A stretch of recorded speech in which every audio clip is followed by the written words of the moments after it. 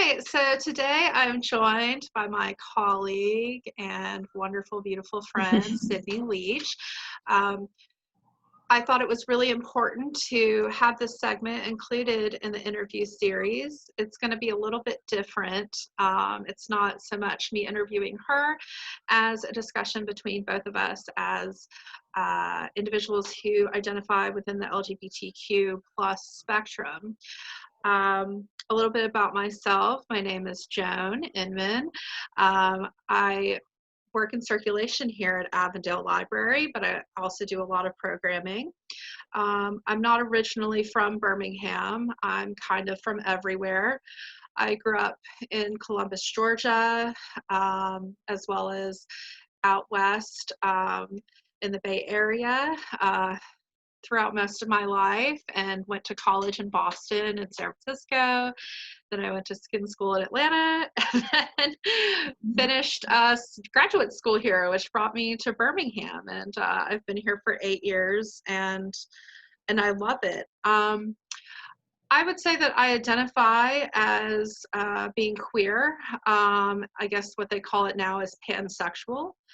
I've never thought that I would ever have to identify, I guess, or I just never really thought about the need of identifying, because I always thought that like close friends of mine just kind of knew, and so it's kind of nice to have this discussion with my friend Sydney here about, I guess, making the exclamation that I'm queer, which most people already knew. So with that, I'm going to pass it on to Sydney for her to introduce herself. So, hey, she's already sort of introduced me, but I'll introduce again. I'm Sydney, and I also work in the circulation department at the Avondale Library. Unlike Joan, I have grown up in Birmingham area all my life, been here, went to college in Tuscaloosa, and back in Birmingham now. What was the next part? Oh, and how you identify. Oh, right. I didn't know if there was something before. Yes. Oh, okay. So I identify myself as bisexual. So kind of the same lines as Joan. I, for a while, knew, my friends knew, but never really felt, I never had a quote coming out moment, but here we are now. So, you know, growing up in the South can be difficult for people in this spectrum, especially if you've lived here all your life. But I don't like people to feel that way. So, you know, welcome arms for everyone. And anyway, well, here we are. And, you know, I'm very proud of you. And I think it really needs to be stated again that neither one of us have really ever stated our identity label. I guess for me, I kind of call it the Anderson Cooper mode of living, where it was yes. like he never like had an out. It was just something that was kind of known. But for this project, I thought it was really important that I also speak my truth. And so I thank you, Sydney, as my great friend, you, Joan. for taking this great moment, because I know that there are people who are going to be watching who will identify and also be very thankful that to know, as long with us and other people who work at the library who are also under the big rainbow. And so I also wanted to talk about the work that we've been doing that I feel like has positively impacted the community. So when I started here about a year ago, Sydney and I pretty much hit it off immediately as friends. And yeah, we've taken on some programs. So we were doing trivia night over at Rojo up into the quarantine. Yes. Unfortunately, we had to stop for a bit, but it's coming back, hopefully. Yeah, so to be determined when that happens again, but we, you know, immediately we had a Game of Thrones party, which was amazing. Awesome. Yes, and just love working with you because I feel like, you know, we share a love of people, but we also want everyone to feel included. Yes, I And do think that is, I'm sorry, didn't mean to oh no, interrupt, but I you're think that fine. is a passion we share, is helping everyone feel included no matter their background, race, you know, income level, no matter what. We want everyone to feel welcome and included in in the library setting or anything, but you know, we work in the library, so we want everyone to feel welcome. So yes. Absolutely. So I wanted to ask for you personally, what does pride mean to you? Um, Pride to me means being proud of who you are and being able to celebrate that. And not only just as a group of people, but in being accepted in the community as being in the LGBTQ group, but also being able to accept yourself. Because for a long time, I didn't know if I was accepting of myself for many reasons, but, and I dealt with a lot of self-doubt, self-hate even, but I'm past that now. And I think that it's important to have self-love and self-acceptance. And that's a big part of pride to me. I mean, it says it right there, pride, to be proud. So that's a big component of pride to me. I totally agree.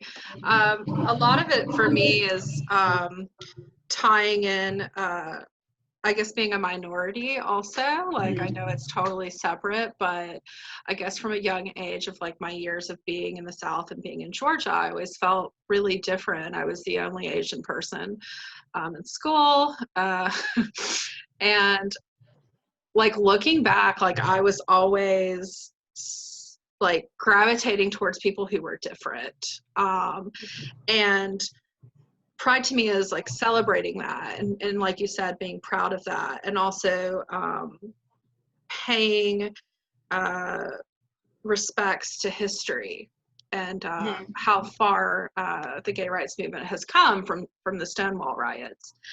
And I really love, like, during this time, how Birmingham has come together in celebrating pride, even though we can't like go out. Yeah. The programs that they have online.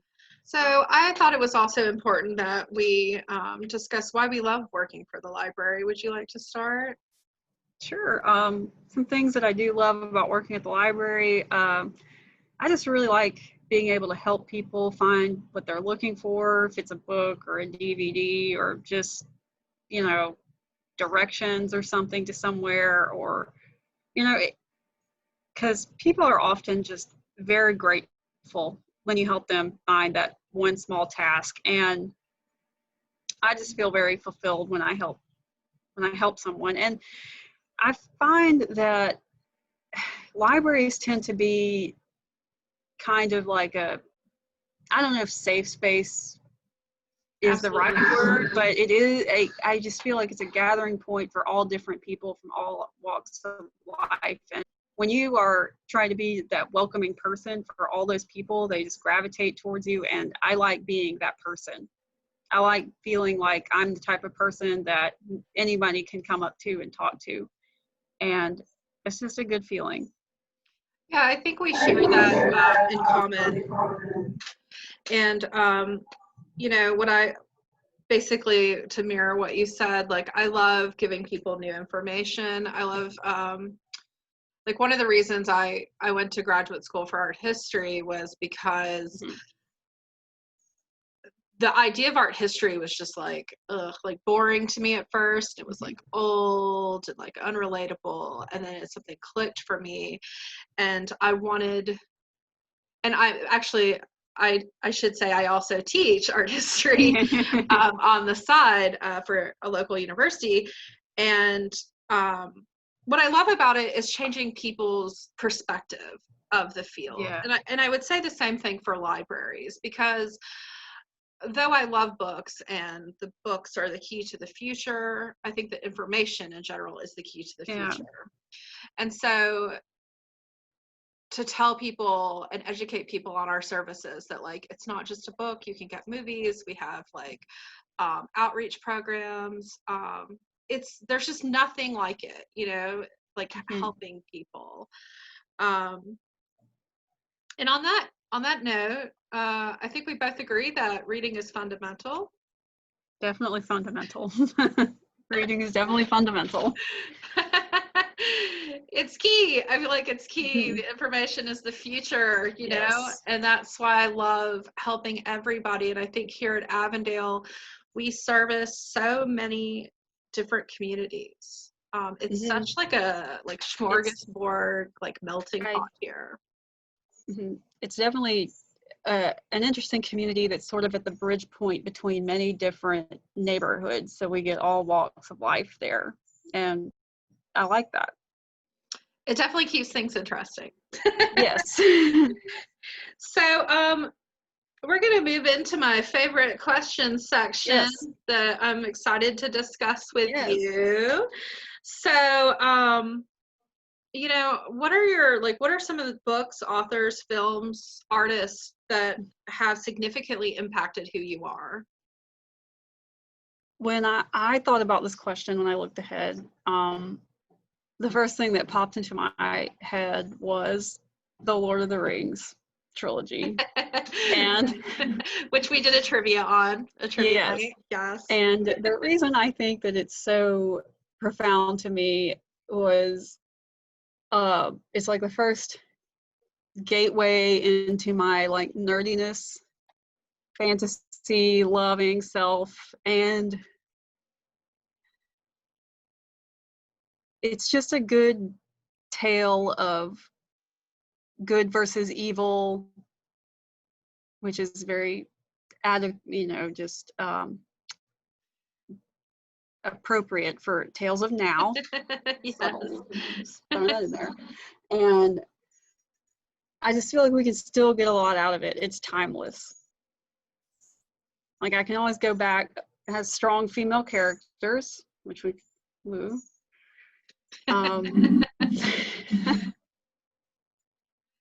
I just always love it. Yeah, I have not read the books, but I really loved the movies. And like for me as a kid, like I was all about pop culture in the 80s. So I think moving outside of books, like I feel like Prince and David Bowie were like huge in shaping my life. As artists, made my childhood very confusing. But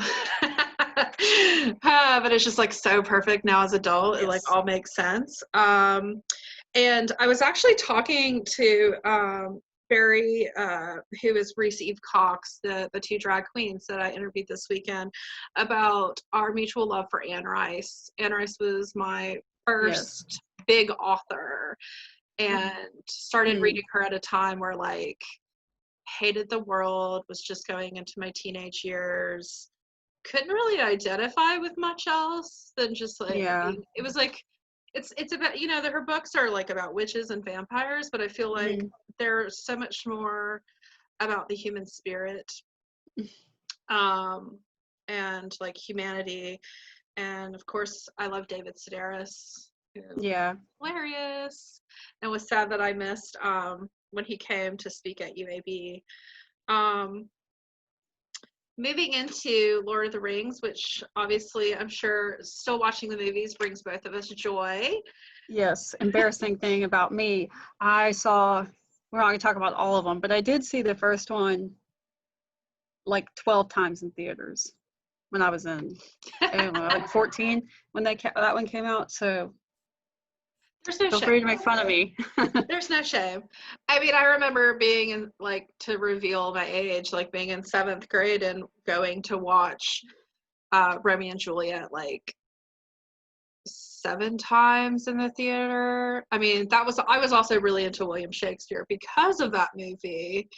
Yeah. But there's no shame in watching that movie many times. You're just a hardcore stan. There's nothing wrong with that. Yeah. So what are the things that bring you joy, and what sparks joy in your life, and how do you make time for it, like especially during this crazy time that we're living in? Well, my dogs bring me lots of joy. So every day when I get home, spend a little time sitting with them on the couch, Yeah. uh, video games, make time, a little time for that every day or every other day. It sort of depends on how tired I am when I get home from work, which you understand that. Yeah. I have tried to start a few new creative hobbies like embroidery, which I was inspired to from you, and I'm enjoying that. And just, a nap on occasion. Love it. Yeah, snaps. At first I thought you said app, and I was like, what apps no. have you been downloading? Naps. A nap. You and I both love, so Yes. Sydney and I love naps. We both love our dogs dearly. These are all just small parts of why we are so close. I picked up embroidering during the quarantine for my grandma's 90th birthday. Decided to make her something. Yeah, like you, I love Thor. Thor's my dog. Just gonna blast his name on the on the interview. Thor. Thor. He is the center of my world. Also making time with my partner. Been together for almost a decade. Shout out to you. No name. No name. No. But yeah, like making time and hanging out. Just banana bread. I brought up banana bread like in literally every interview. I'm like, I know it was such a trend, but I was genuinely interested in learning. And then luckily I stopped since we've been back to work. But I also like to do yoga or meditate when I can. I did get into yoga as well, and that was nice and relaxing. Yeah, it's God. Like now that I'm older, I'm like, I should have started meditating. Yeah. Way earlier in life. Same. Okay, so I forgot to bring up also gardening, which I was inspired by your mom who likes her plants and stuff. Yes, we have a tomato plant now and it's gone crazy. Oh, nice. It's the cherry tomatoes. Yum. That's delicious. I'll bring you some. Oh, thank you. That's going to be my goals for next year, is yes, possibly creating a garden of sorts out of my mountain of a backyard. Do it. Thank you for the support. All right, so we have 2 final questions. They're my favorites. And the first one is, if you could give your younger self advice, what would it be? And for me personally, it's very hard because, I don't think anybody ever had like a super happy childhood, or like the perfect childhood. But for me, I would tell myself not to doubt myself so much. To also that it was okay to feel alone, but that I wasn't alone. I think growing up, I felt very alone because, I come from a first generation from Korea, but my father is white American. But I don't look like him, so I was teased a lot as a kid and just really was not ashamed of being Korean, but was like not comfortable because I didn't understand why I was so different from everybody. And for a while wanted to look like my father. And I remember one of the greatest things my dad ever said to me, I remember I came home crying one day because I had been teased, and he said, one day when you're older, people are going to be lining up at the door wanting to know more about you because you're different. People will cherish you for your difference. And being a young kid, like, I was just like, that's insane. Like, nobody cares. I don't belong. And nobody's like super lining up at the door. but it is true, you know. And I think as I get older, I've become more comfortable in my own like Korean American identity. And so I think I would tell my younger self to be proud of myself, because it's just so important, you know. And I think and you know, as they say, and as Gina, who I interviewed on Sunday, said, you know, it sounds hokey, but it gets better, you know. And so I would tell myself that. What about you? Well, I would definitely tell myself also not to doubt myself. That, and like, I would tell myself that I shouldn't care so much about what kids who are also my age think, because they don't know what they're doing. They're the same as me. They don't know what they're doing. They're going through life. They're also making dumb decisions. So, and they're also probably caught up in wondering what everybody else thinks too. So there's no point in wondering or worrying about it. And I know it's hard when, even as adults, we also worry about what other people are thinking. But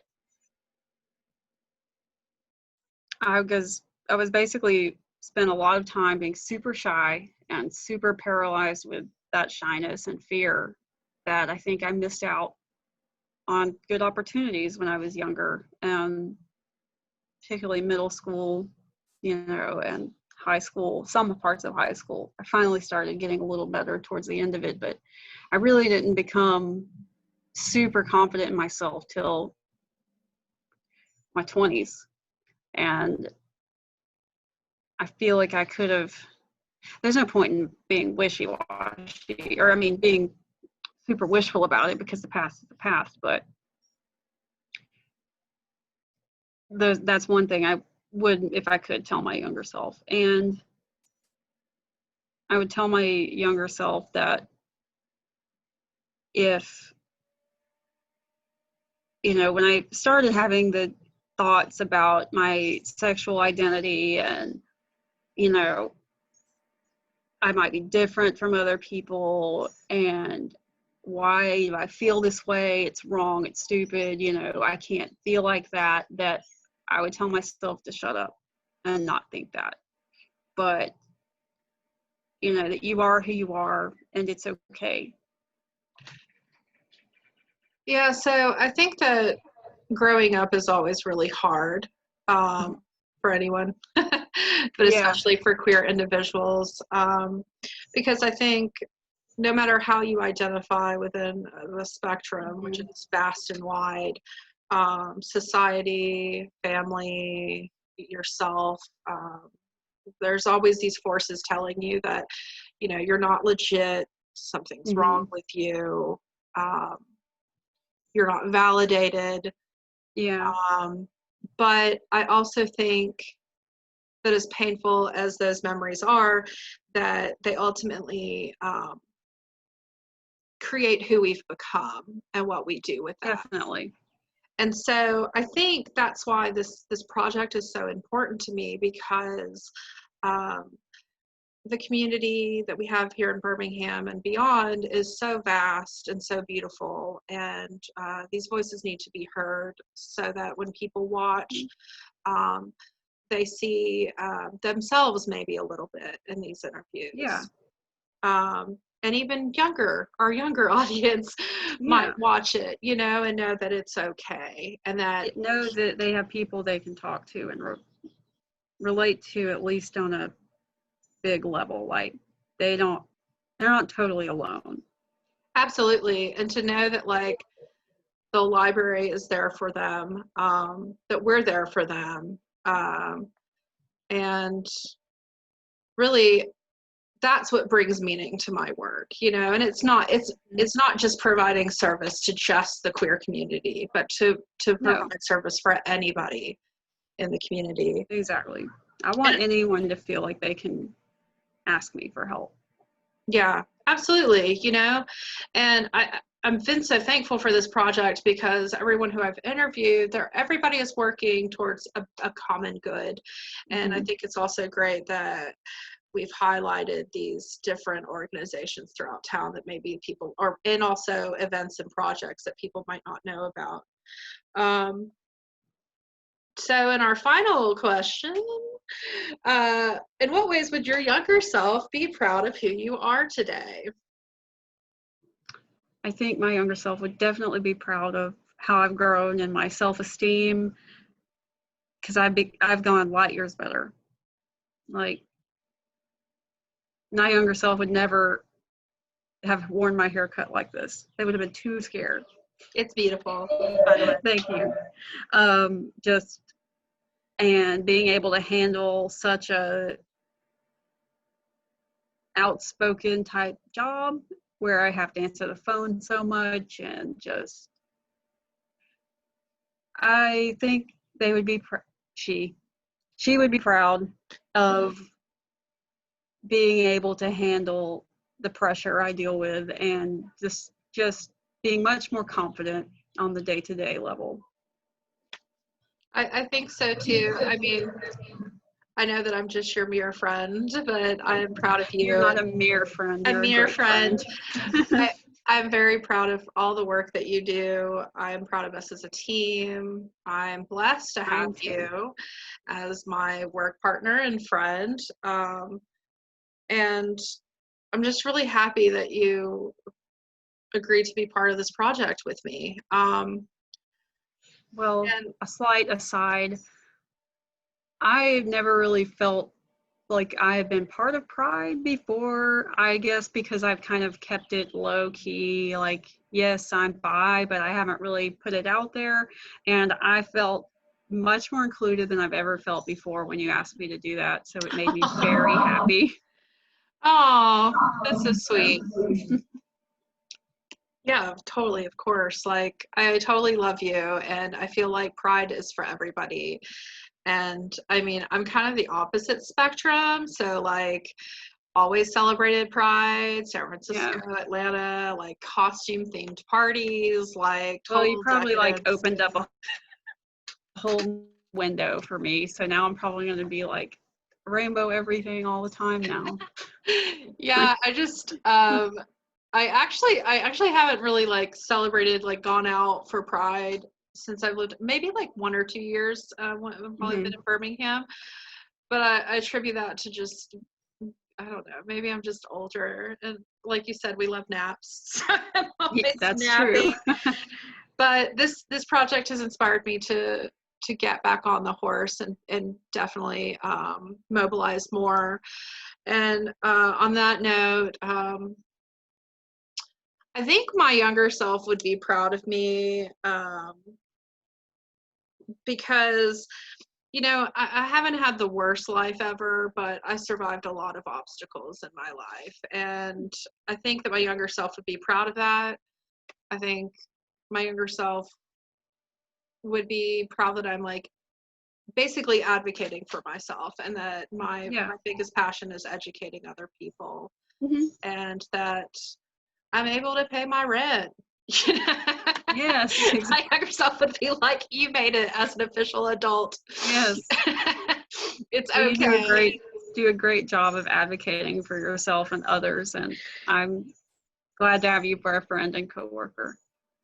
Oh, thank you. And I just want to thank all our viewers for watching this total like support session that we had with each other. This is what we do as part of a team too.